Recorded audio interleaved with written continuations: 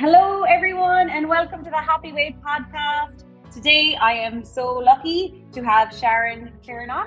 Sharon is a CBT therapist. I had the pleasure of meeting Sharon at a Cork and Kerry Women in Business event. And so Sharon is a CBT cognitive behavioural therapist. And I'm fascinated by cognitive behavioural therapy because it comes up a lot. I'm currently trying to do a thesis on treatments for disordered eating, and cognitive behavioral therapy, even though sometimes it's not talking about specifically nutrition at all, obviously not like exercise or other stuff like that, maybe seems to be one of the best treatments for disordered eating. So I think now I'm even more fascinated to hear about it. So thanks so much for joining me, Sharon. Thanks very much for asking me. I'm delighted to come here and talk all about CBT. I love it. So thank you very much. No problem. And I feel like we're both we're kindred spirits as well, because we both studied in Edinburgh.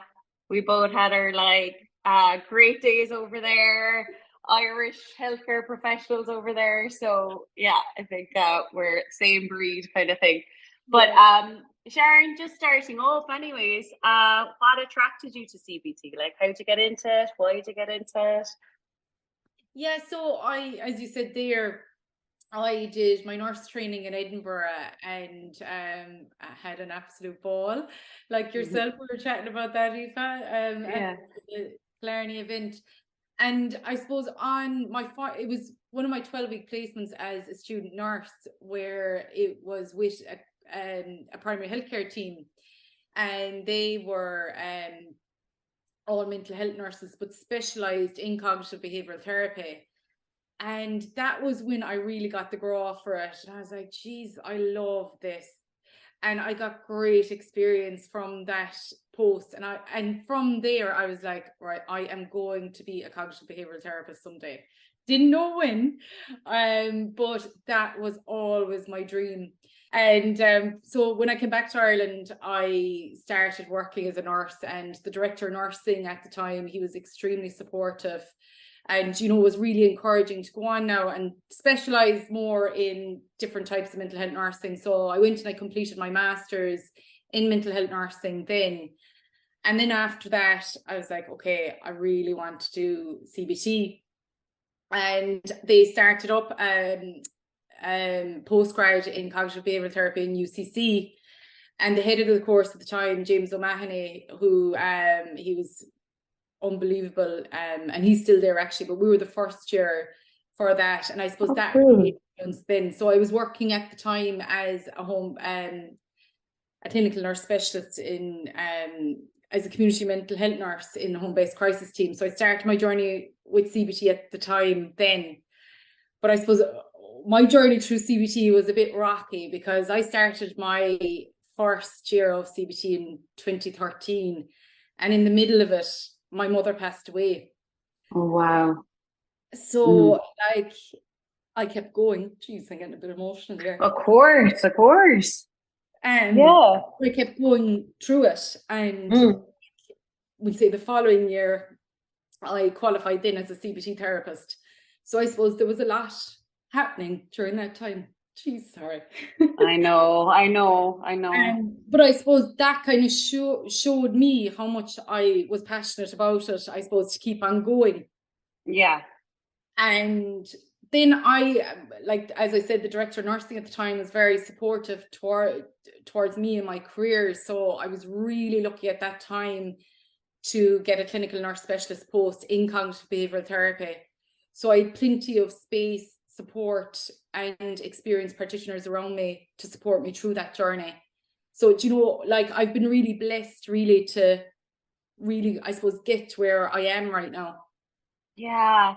And how long have you been in it, Sharon? Because I was going to ask, what did you notice about COVID and stuff like that? But was there a before and after COVID for you? Did you see a difference in clients and stuff like that?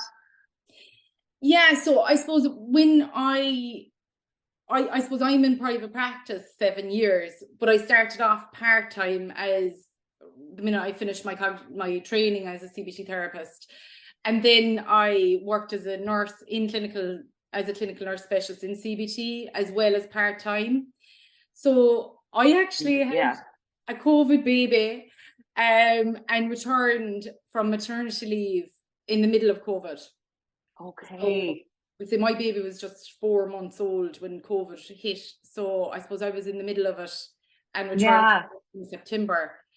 So I suppose I was in the middle of, private practice / working as a clinical nurse specialist in CBT within the health service as well. So I suppose my type of working totally changed from, face to face to online.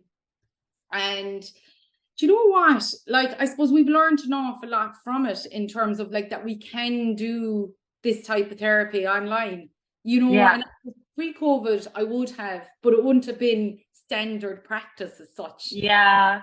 Whereas now it really is. And I suppose last September, 12 months, I took a career break then from the HSC. So I'm full-time in my private practice now.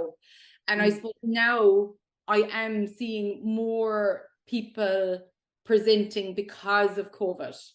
I was thinking that there really does seem to be almost like a delayed effect. I've heard that a lot, that like, people, they did what they needed to do to get through it. And it's almost kind of like PTSD or something that like for some people, it's almost hitting them now. Yeah. I think like, especially young people. So like I work with ages 16 years and over. And I think a lot of young people, were expected kind of to return to school and to be at a standard, I suppose, that, that they would have been if they didn't have, missed school, experience pandemic like that. But I think a lot of young people are struggling now because I suppose their expectations are that they need to do a certain curriculum for exams and, meet certain standards. And I suppose that's quite difficult, especially if they haven't had that type of teaching or anything like that, or even social connections. It's really hard for young people and for older people too, but I suppose it has affected people in different ways. Yeah, totally. And from my understanding about it, right, because I have to be like brutally honest. Okay. So like self-help and guided self-help, and I don't feel so wooey saying that now, because in disordered eating, I know even in the NICE guidelines for practitioners, guided self-help and self-help is one of the proven things to help disordered eating and binge eating and stuff. So for me, it really was life changing, and there's a lot in guided self-help and, I suppose life coaching and all of that about moving forward. Then meanwhile, I may have had one or two interactions with people over the years, especially in London, where people were kind of seeing a counsellor for decades, literally decades. And to me, okay, this is slightly ignorant and exaggerated, it sounded that all they were doing was giving out about their mom and their childhood, and it wasn't very dynamic. And I understand that CBT, there's almost a little bit of a challenge involved, because as I understand it, is it kind of inviting you to see things in a different way or view things in a different way? Is that kind of how it works? Or So I suppose the way it would work, and I get what you mean in terms of, with other psychotherapies, it may be based on early experiences very much towards the start of therapy. I suppose the way CBT would work, it's like we'll say cognitive behavioral therapy. So the cognitive part is like our understanding of things and our thought process. And then the behaviors is how we cope with the thoughts. So basically what we think and feel can affect the way that we behave. Yeah. And I suppose the way cognitive behavioral therapy would work in terms of treatment would be, it is present focused in terms of how the person presents with their presenting problems. And we totally assess that in the initial phases of treatment.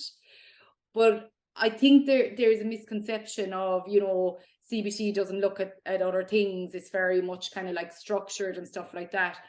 And like, that's not the way therapy works. Therapy is like, we're human beings. We're all conflicts in different ways, because we've all stories. You know, each and every one of us have early experiences that may not have been so kind to us. And I suppose what CBT says, it's the way that we interpret situations. So it's the way we see situations. So for example, you know, we could be living in the same family, and you might interpret situations that we have encountered the very same as no problem at all, whereas I might have interpreted them quite difficultly in terms of how I saw them. So I might have trauma from a certain experience, whereas you might be totally fine. And I suppose part of CBT really is about kind of making sense of, you know, where has this vulnerability come from, whether that's your childhood or early experiences. You know, sometimes people might have been bullied, or, you know, they might have had difficult experiences, and how that kind of contributes to your presenting problems right now in terms of your vulnerabilities.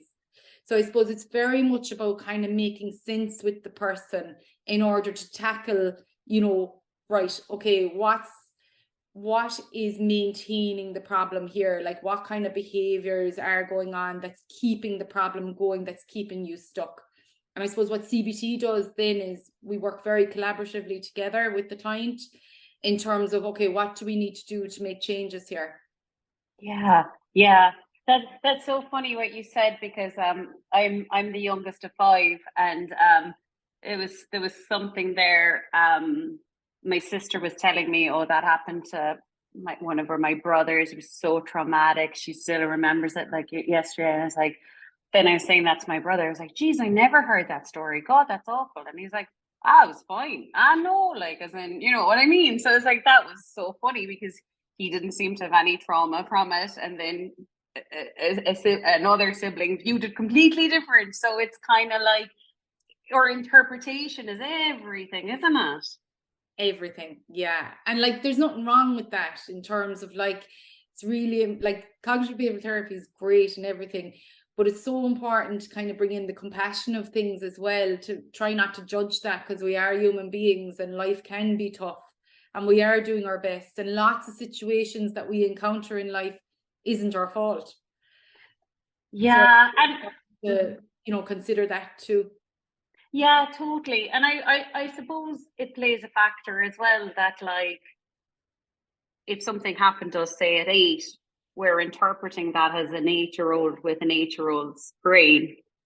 And then, like, I suppose we might still view that today in our 30s or whatever, kind of like we haven't almost updated our interpretation of it. Would that be kind of right? Yeah, and that's the thing, like, you know, if I, like, I suppose when we're 8, like you said, we have different kind of, our brain development is a lot different, and I suppose it's about processing that. And sometimes through cognitive behavioral therapy and trauma, you know, like a lot of the time we're processing things that maybe we haven't processed at different stages of our lives, depending on how we are feeling in ourselves. And sometimes we may not be in a space to process, you know. And again, like, you know, we're human beings, we don't choose these things to happen to us. So I think it's really important to kind of consider that, rather than being harsh towards ourselves, because we could be the biggest bullies towards ourselves sometimes. So 100%. But from what you've said already, like, I can see so clearly why it would help people with eating issues, because, you know, say a common story, like I noticed for me as well, because I had, you know, bulimia, binge eating disorder, and it's 3 stone heavier and stuff with it, and yo-yoed and all of the rest of it. But my kind of take home understanding of myself was, if I feel fat, or if I'm made feel fat, I'll act in fattening ways. And, you know, I see that play out with clients all the time, because they might be feeling quite good in themselves, and then they'll see a photo, or they'll, you know, see the scales. Or one of my clients today, she had an aunt who's always had issues with food, go shopping with her, and kind of, you know, when she was trying on stuff, kind of make smart comments and stuff. And it's kind of like, they can all then, you know, we're back to feeling fat in ourselves, and then we'll kind of act in fattening ways, if that makes sense. So again, it kind of goes back to our mindset, doesn't it, and how we perceive things. Yeah, because what I was saying to one of my clients is like, because she's got a really funky style and stuff, so like it sounds like the skirt she was trying on was quite out there. And I was like, there's kind of no real reason why your aunt wouldn't say that comment or your friend wouldn't say there's, I've seen nicer or whatever. That's not a weight related statement. You know what I mean? That could just be, it's a purple skirt, you know what I mean? So it's kind of like, I suppose sometimes when we have a weight problem as well, we kind of think that everything's because of our weight problem, like even tiredness, muscle pain, migraines, anything, we can be like, oh sure, it's my diet, and if I wasn't this weight, and we nearly do too much blaming of ourselves. And I suppose all of that can come back to our selective attention, isn't it? Like where we're putting our attention to. And I suppose people who have difficulties, I suppose, with overeating or binge eating or diet restriction, like a lot of your attention then is focused on that in terms of behaviors. Would you agree with that, or what's your thoughts on that? Yeah, it's such a shame that way, because I kind of think like the simplest way to put it is that when we have a weight problem, like we can be kind of every waking moment thinking about losing weight, and every waking moment thinking about, what did I eat yesterday? What did I eat today? What will I eat tomorrow? And then meanwhile, without people without weight problems, they're not doing any of the thinking, but they're just taking an action that makes their body feel good in the moment. Whereas, and I remember this very specifically for myself as well, I'd be so caught up in thought, like I'd be so caught up in, how much calories does that have? And if I do this, this, this, and this, that actually sometimes by the time it got to mealtime, I was so fed up, exhausted, pressurized, like as in it's now or never, I have to make the right decision, that I'd be like, screw it, I'll just eat it all. Do you know what I mean? So it was kind of like that the thinking was so exhausting that there was no room for helpful, positive actions, if that makes sense. Yeah. So it sounds like you're worrying so much about the what if situations. And I suppose a lot of the time with worry, we're thinking about the future and the future being a negative outcome. And it sounds like then you're worrying so much, you're exhausted. So it's like, let's eat it all. So it's like the behavioral part then it's the worry, which is a behavior. And then it kind of goes to, I'm wrecked now. So our decision making skills might be not as good as before we started worrying. This is it. This is it. It's so crazy. And so, Sharon, what do you feel kind of comes up a lot? Like you do a gorgeous, amazing, very helpful Instagram posts as well, and videos and everything. And Like what do you thanks very much. And what do you think there's a demand for? Like, what do you think that like you seem to put up, and there, people seem to kind of need your help with? Do you know, like what areas of CBT or what areas of mental health, I suppose, are people struggling with, do you find?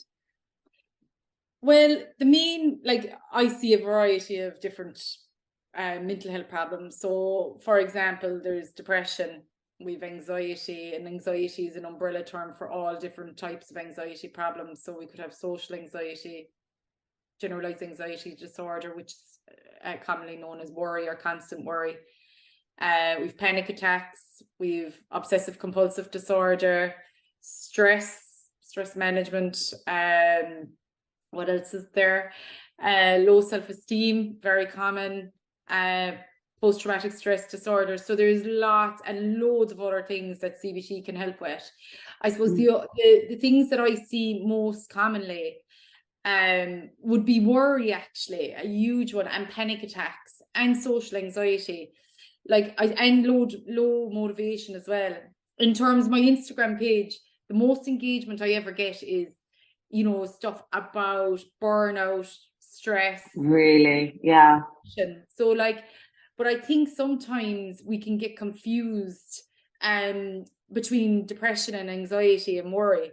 Like often people come to my clinic saying that they're depressed, and it's when we formulate that, a lot of the time they may be worrying an awful lot, which then obviously influences their mood into sadness that can lead to depression. So I suppose the assessment process in CBT is very vital in the sense of, you're able to formulate an accurate treatment plan with that person. And I suppose in terms of eating disorders, like I'm not specialized in that area then. So cognitive behavioral therapy is a specific type of therapy for people who experience eating disorders, and that's cognitive behavioral therapy enhanced. And what that means is a person is trained in a specific model to suit someone who has an eating disorder in terms of the most evidence-based approach around their eating disorder.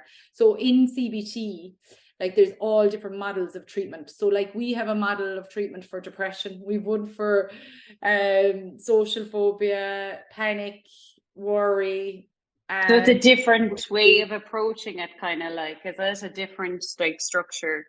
Exactly. So we've all different, like the models are like the treatment plan. So like that's our way of understanding then, together, what that's like for you. So let's just look at, we'll say panic, for instance. Like we'd formulate then like, okay, what was the trigger for your panic?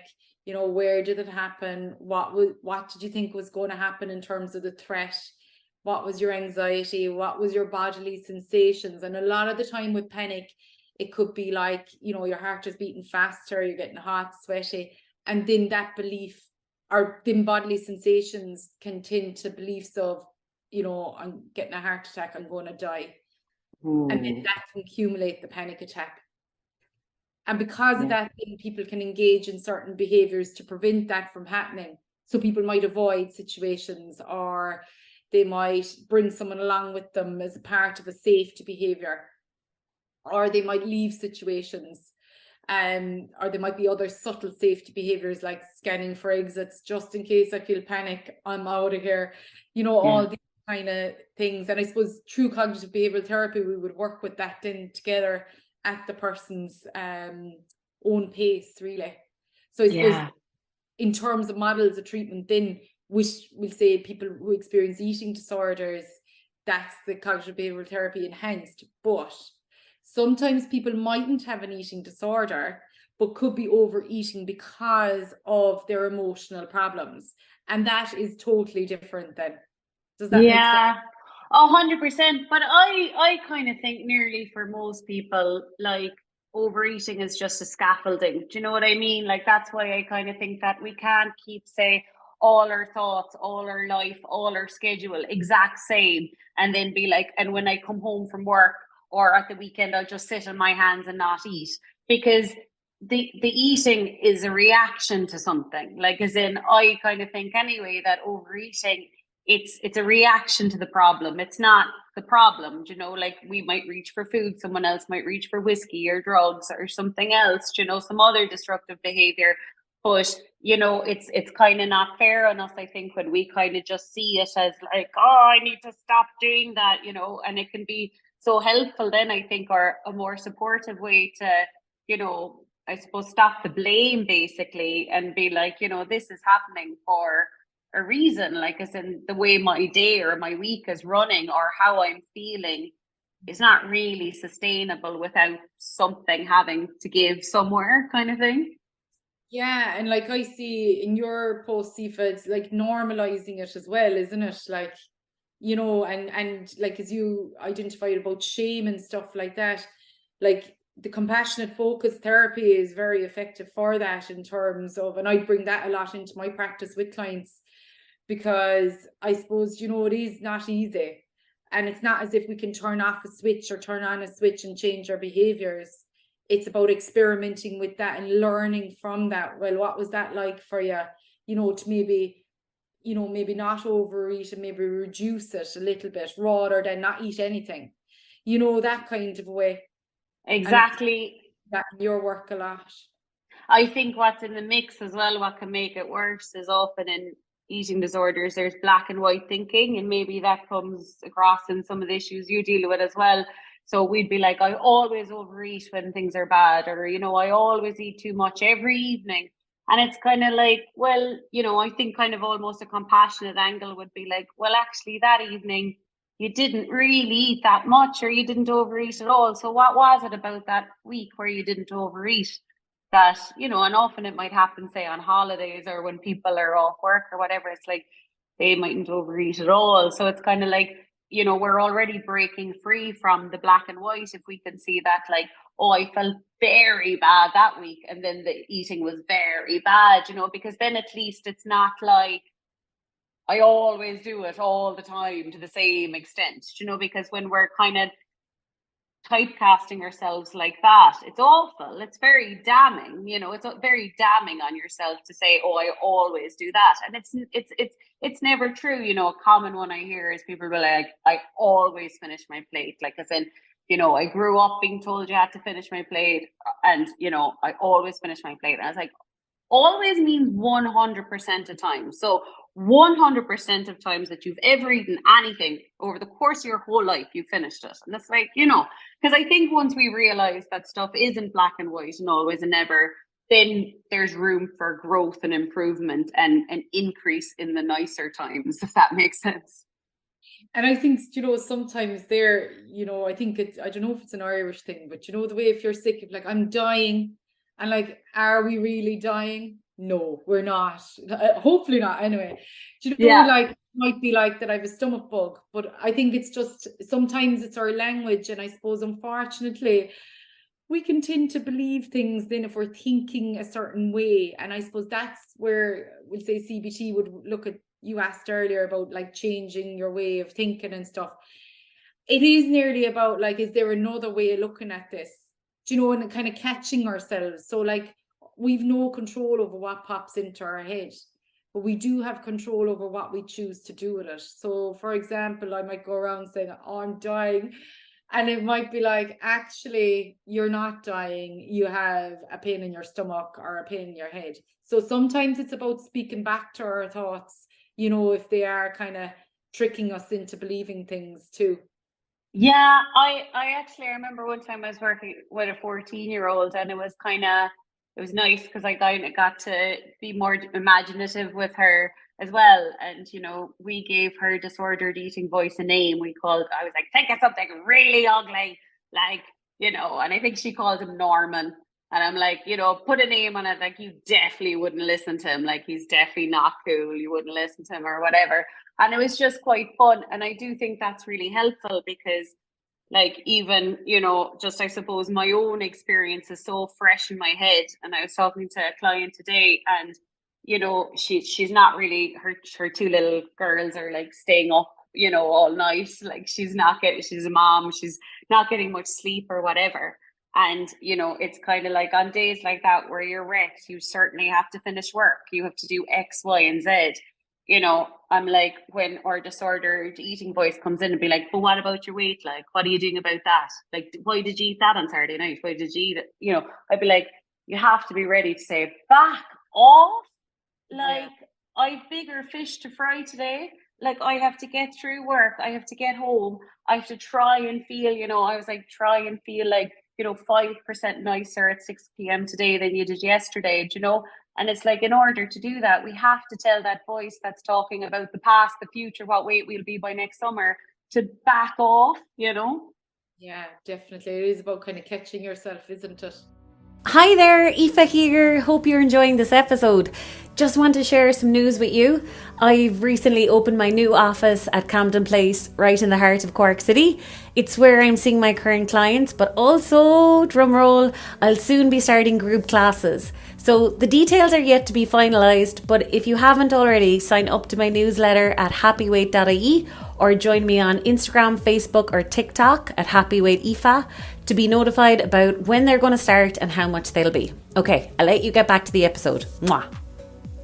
Every patient is really different, aren't they, Sharon? So, like, as in, and then I suppose you have to really manage expectations, in terms of if someone is dealing with maybe something they've never got help with as well.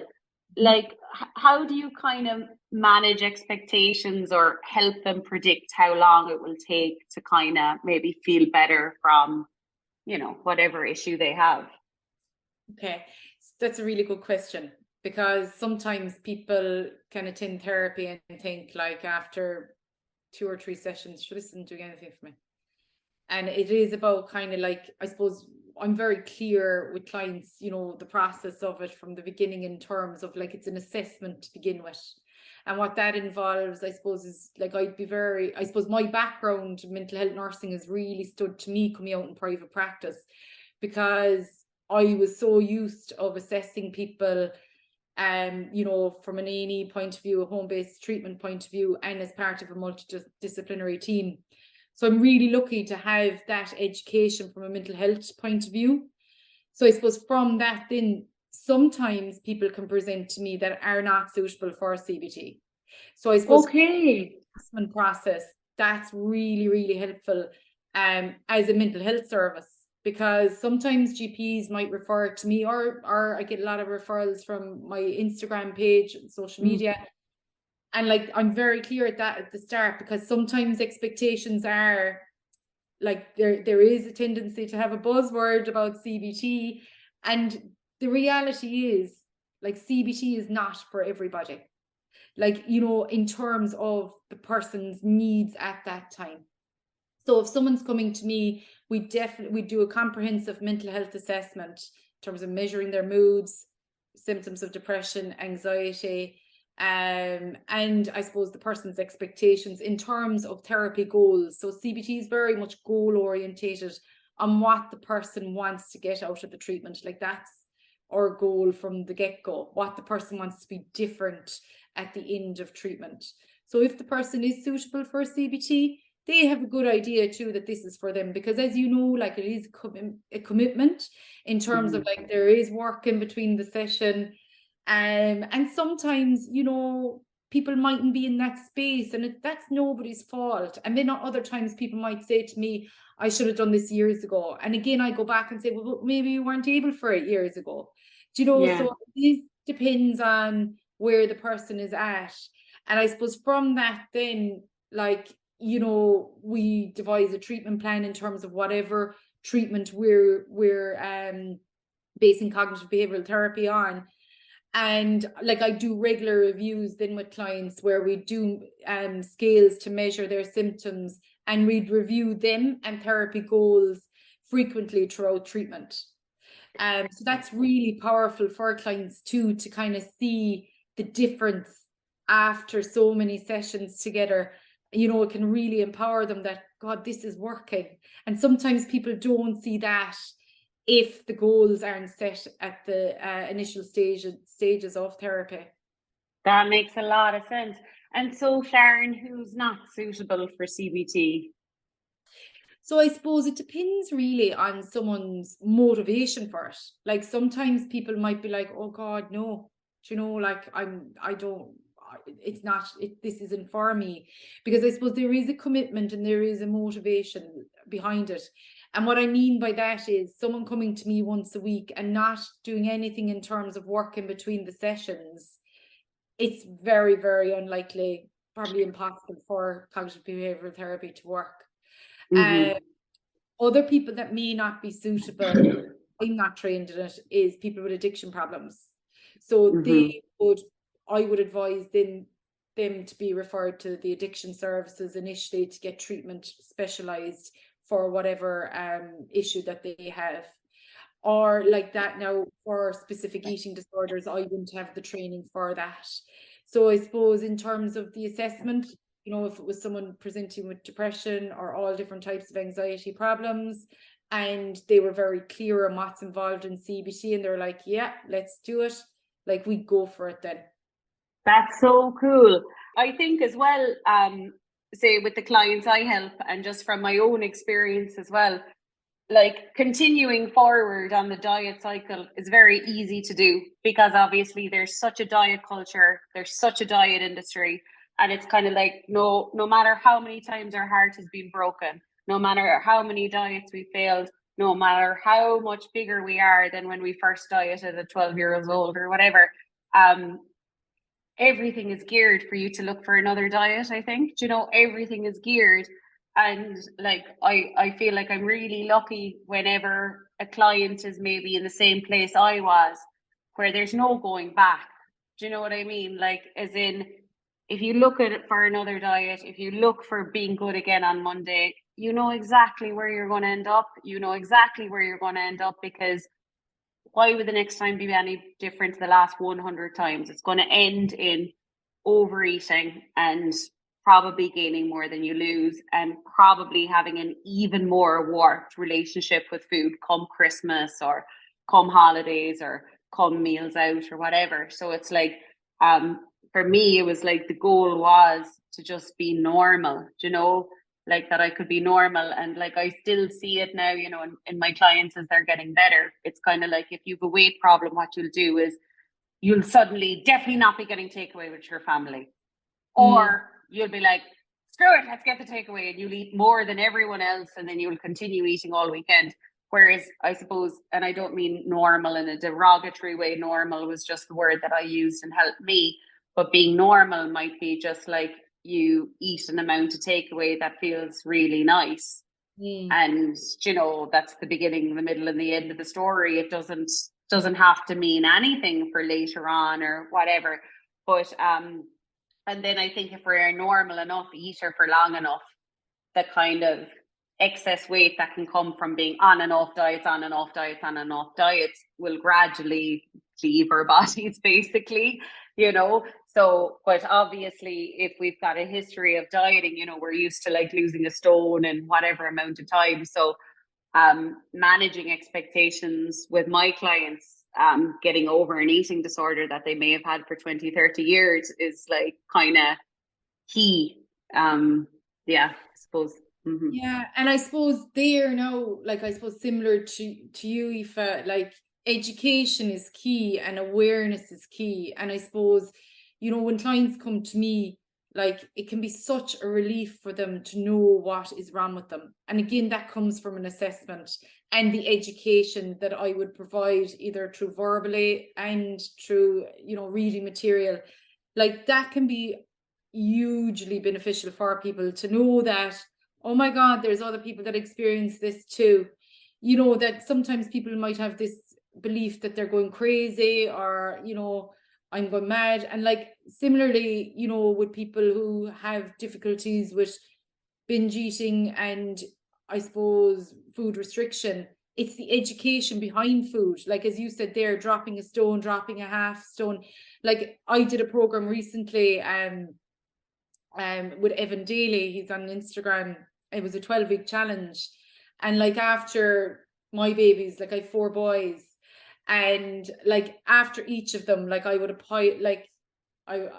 I would have said, me and Evan did a live, the first thing I said was like, the minute I saw I was pregnant, I was down to that chipper. I was like, woohoo, eat away mad, which isn't the right mindset, but it was mine.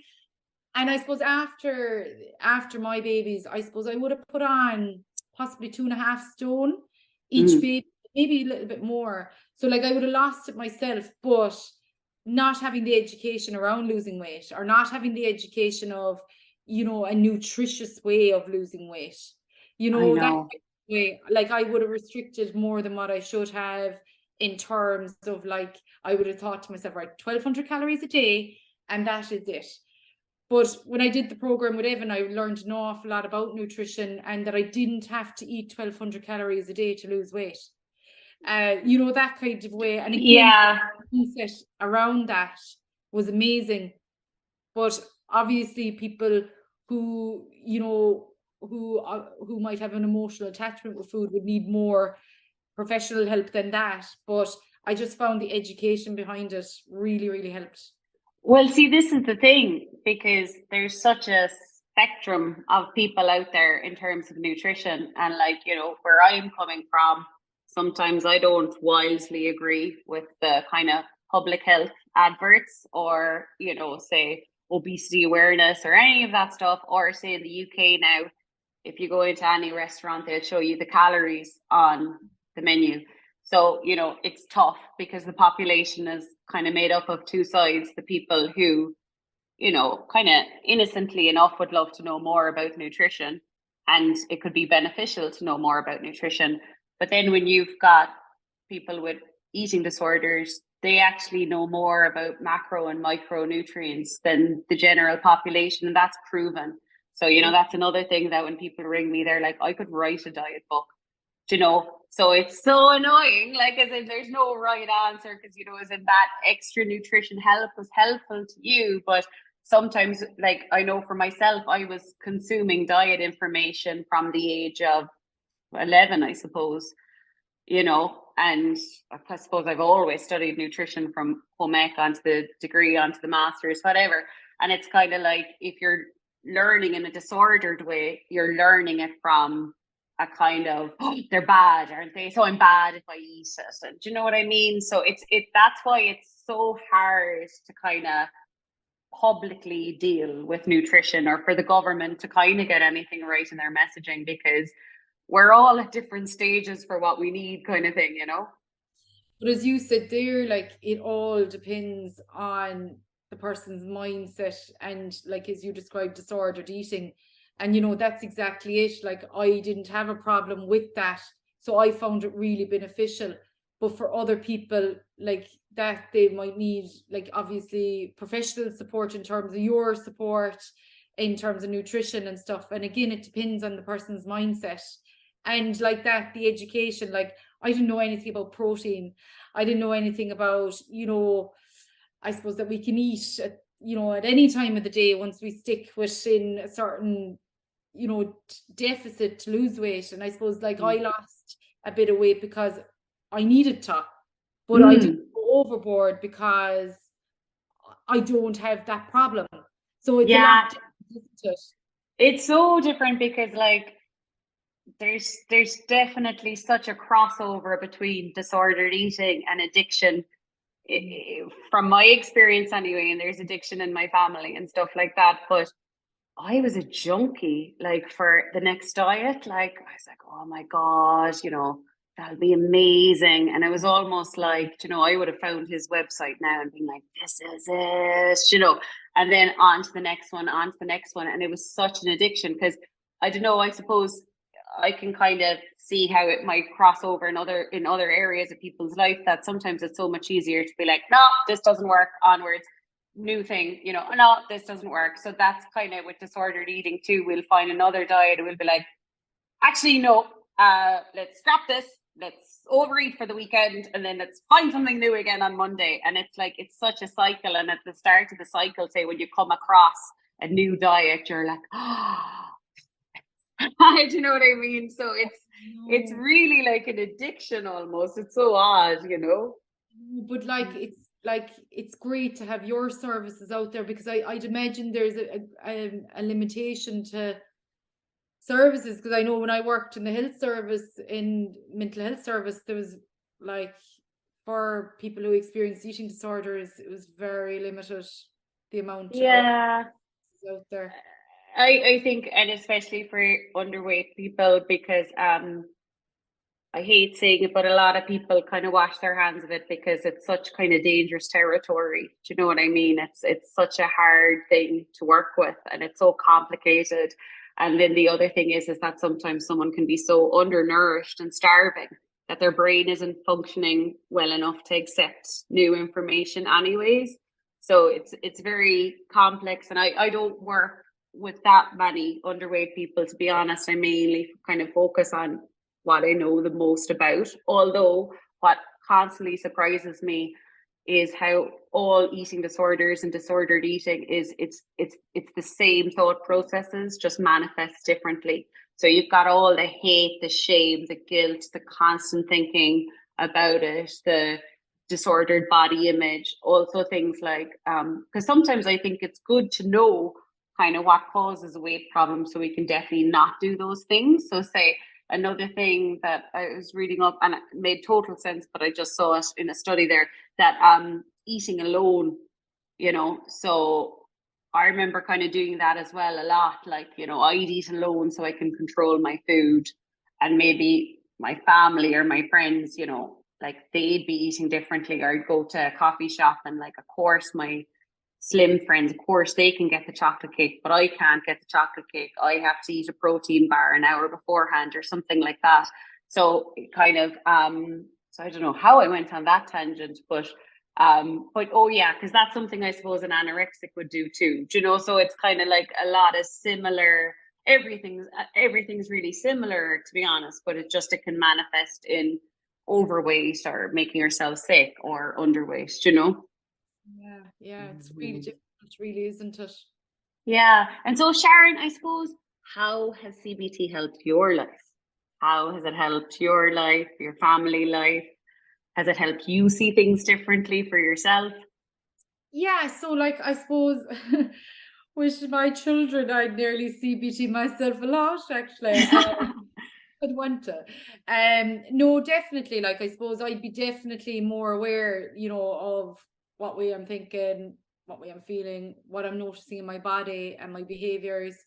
And like I'm human too. I, mightn't use the most helpful behaviors at times and things like that. So I would be very consciously aware of all them things. And I suppose it's about making changes if that does happen. And I suppose like what I'd be very aware of is if I'm stressed or after a stressful event, I'd have a lot of digestive problems and a lot of tummy problems. So again, like I'm able to relate that you know what, now I was fairly stressed last week and this is the consequences of that. And I suppose then it's about I bring on more kind of breathing exercises for myself and to be more compassionate myself. So I'd actually use an awful lot of compassion towards myself as well. Especially I often speak about this actually, like in the mornings in my house is a little bit chaos with trying to get out the door and school and crash, and like at that time during stressful moments during that time, like I'd use lots of compassion, kind of telling myself, do you know what, this is hard and I'm doing my best as a mom and all these kind of things. And I think sometimes that's something that's really missed for us as human beings, because it's something we're not taught to do. Similar to cognitive behavioral therapy, it's a new language for lots of people. It definitely was for me when I started my training. And I think, to be honest, sometimes now I do it automatically without even realizing, that I'm CBTing myself. And I think, Nice. if I've decisions to make and stuff like that, I would stand back from things more and look at things like, is this a fact or is this an opinion? That kind of way, because a lot of the times our thoughts can be lots of opinions about ourselves, and as you mentioned, about how we see ourselves and certain flaws we might see about ourselves that mightn't be true at all. Yeah. So it can be a lot of that. That's so nice. And that's why I kind of think, sometimes if we've got a physical diagnosis, right, I think it can be quite hard and fast, or there's the medications that are out there for it or the treatments or whatever. But I kind of think, I know mental health can get to a very bad place, but in some ways, for a lot of people, there is help to change your thinking, like from the way you thought and from how things are feeling because of your thinking. You can change your thinking. Like, I think that's very, very hopeful, isn't it? That you could kind of have a different mental landscape eventually. Definitely. Like cognitive behavioral therapy is the most evidence-based treatment intervention for lots of emotional problems. And like, it may not, like some people might use the term challenge your thinking. I like to use, let's look at it this differently, or is there another way of looking at it? Because I suppose it's not our fault what pops into our head, or if we have intrusive thoughts or unwanted thoughts. Like, all our thoughts are automatic. We've no control over that. And I suppose it's how we respond to them. And definitely, like, there's always room for change in that. But again, it's about kind of understanding it with someone, and that's where professional help is needed sometimes. Same as yourself, sometimes we need some people, experts in that area, to help us through these difficult times too. 100%. But what you said there about and I let you go because I'm keeping you all evening from your poor kids. But it's a lot easier than going in home. I know, I think I said it to you when I met you, but what did you do in a former life, Dev? You're 4 boys and a husband as well. You're surrounded in men, but I'm sure they're all gorgeous. But I think what you said there about, you have kind of the bird's eye view and the compassion, because, you were kind of like, come on now, in fairness, last week was hard on you. And I think the bird's eye view is very helpful because, like I said, I think that's then the opposite of black and white. Like, it's just me, I can never cope, and it's like, no, this week was a bit different. And also, there's studies on people who binge but then have compassion. Compassion is so important because if we go really nuclear on ourselves, we'll go self-hate, self-hate, self-hate. And sometimes I think like the giving out can go to a point that then we're like an ostrich with our heads in the sand. And I that happens a lot in weight problems as well, that we go from being like, I'm all to blame, it's all me, to then actually it's nothing to do with me, I have a bad metabolism. We can really just like go from one end of the spectrum to the other. But supposedly what compassion can allow us to do, and especially with binging, is that you're not blaming yourself, but you see your part in it. Do you know what I mean? And I suppose that's where it comes into our critic, and what way our critic is talking to us. And again, like, our critic can be the best bully towards us. Like, we need no one else outside of ourselves sometimes. And I think the compassion can really, really benefit with that. Because what I've noticed, both personally and professionally, when we use compassion in ourselves, all our body symptoms can totally relax and change. Because if we're being harsh on ourselves, we can notice more tension. And obviously then if we're tense a lot of the time, we can have maybe more pain and more discomfort. Whereas if we're being compassionate towards ourselves, we'll be more relaxed in our body. And we always have to remember, our body supports our mind and our mind supports our body. So they're both very much connected. If that makes sense. Oh, like you were saying about kind of like, say, even gut issues when we get stressed, like that's so common. And what you said about the bully as well, like I was talking to a client there, and she's kind of in a good place now, but she was like, she would have been more apprehensive about meeting her friend on Thursday to go to a concert, because she's put on a lot of weight over the last 2 years and she hasn't seen this friend. And I was like, first of all, I'm pretty sure you would not dump that friend if you noticed she put on a few stone. Like, that's not why you're buddies. You're buddies because you've good chats, good crack. It's not to do with her body weight or clothes size. And the other thing is, I was like, she's got young girls, and I was like, imagine if one of your girls had been bullied solidly for 2 years, and the side effect of that bullying was a bit of excess weight. Can you imagine, the terror you would unleash on someone if they started bullying her for that weight gain, or said some nasty comment about the weight gain that was caused from 2 years of bullying. And like, the only difference is that you were the bully. Do you know what I mean? Because that's kind of how a weight problem can get worse and worse as we put on a bit of weight, judge ourselves for it, bully ourselves for it. And, then it gets worse and worse. So it's kind of like, I think compassion can kind of close that chapter. It can just be like, whew, that was horrible. Like, I was horrible to myself mentally, clearly didn't do any favors for my eating. And, now it's time to kind of turn a corner and maybe be nicer to myself and see what that can do. Yeah, because I suppose, even with that, like, people which will say eating disorders would have an awful lot of low self-esteem. And the thing with low self-esteem is we've a lot of negative, distorted thinking.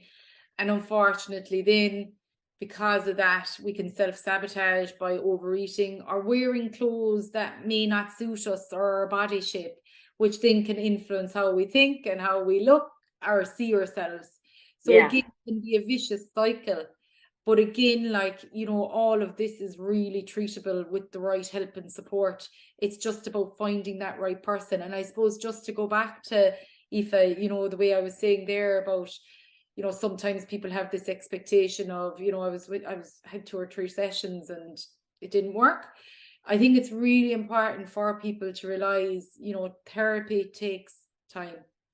And I often use the word, we need patience. And I could be the most impatient person sometimes, but therapy needs patience with yourself, because it's not easy to go through certain emotions, certain thoughts, certain life experiences.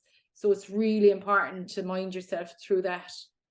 Yeah, this is it. Like, I work with people for 12 weeks, and the only reason I do that is because I've been working with people for 13 years, and I find that that's the sweet spot. That's the sweet spot where I think there's a good chance that when they leave me, they'll have some tools to continue on themselves. Knowing, of course, that I'm always there for follow-up, but like, say, when I have a client and they're, hitting hard times, which is just another evolution of our mental health, isn't it? That we still hit hard times, but we've new tools to deal with it.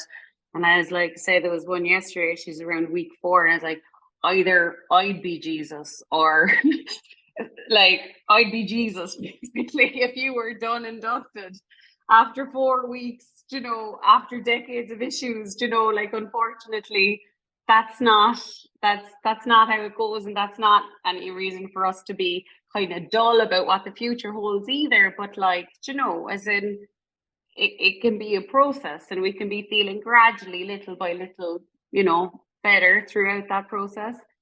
Yeah, definitely. And I think it's about, again, the psychoeducation to give that to the person that you're working with is so valuable, because I think it validates their experience that, geez, it will take time, and I can't rush this process, because it is a process, isn't it?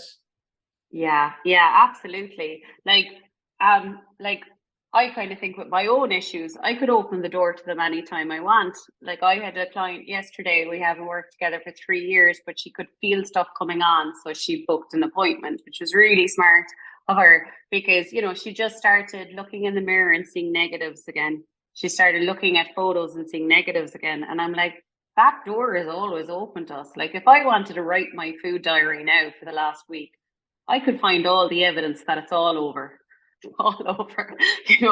like, as in, however long I was eating well there, my weight is happy or whatever, it's on the demise. We can always look for that evidence if we want to, but it's also about, I suppose, knowing the importance of not seeing it that way anymore for our own benefit. Yeah, definitely. I love the name of your practice as well. Thanks. It means a lot to me, because I just do think, like, there's actually a life coach that I met at a gym. It was a free session, and he said, you think you'll be happy once you get the things you want. And at the time it was like, weight loss. And he was like, but actually it's the other way around. You have to be happy, and then you'll get everything that you want. And it's like, I just think it's so true. And people are constantly with weight loss, like, as in, once I lose a bit of weight, then I'll be happy, then I'll be more confident, then I'll treat myself nicer, whatever. And it's like, no, if we were allowed ourselves, or did things this week that allowed us to feel more happy, more confident, nicer in our clothes, or nicer clothes, all of that might contribute to less of a need for overeating, because we're happier, more taken care of elsewhere. So it's the opposite of what people think. So it's like, there is no weight that you need to reach in order to deserve to be happy. You deserve to be happy now, and actually that could have a ripple effect in not just your weight and your eating, but loads of things in your life, I think, So true, isn't it? Sharon, I have a feeling that I could talk to you all night. I really, really could. But thank you so much for your insights and your time. I really, really appreciate it. Thanks a million for having me on. It's been great. And I've learned loads from you as well, so it's great. Thank you. Fab. And Sharon's website and Instagram and everything is Mindview Clinic. I will continue to stalk all your content, Sharon, and like everything you do. And yeah, thanks so much. Thanks a million.